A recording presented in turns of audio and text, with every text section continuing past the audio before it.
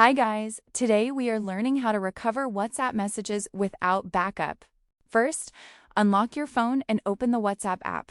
Once it opens, you will see your chats in main home screen. Now tap on the settings or profile icon inside WhatsApp.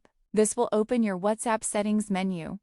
Here you will find options like chats, account, storage, and backup. So we need to go into the chats section next. Now tap on chats from the settings menu. This section controls all your chat-related settings and backups. Here, you will find the Chat Backup option, which is very important. So continue carefully to the next step. Now tap on Chat Backup. Here you can see your last backup status and Google Drive settings. This is the only official way WhatsApp saves and restores messages. So check if your backup is turned on or not. Now here is the most important thing you need to understand.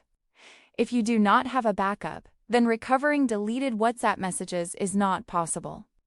WhatsApp does not store your chats on its servers for privacy reasons. So without backup, there is no official way to restore old messages. If your messages are very important, you can ask the other person in the chat. They can forward or export the messages back to you. Another option is to make sure backup is turned on for future safety. So always keep chat backup enabled to avoid losing data.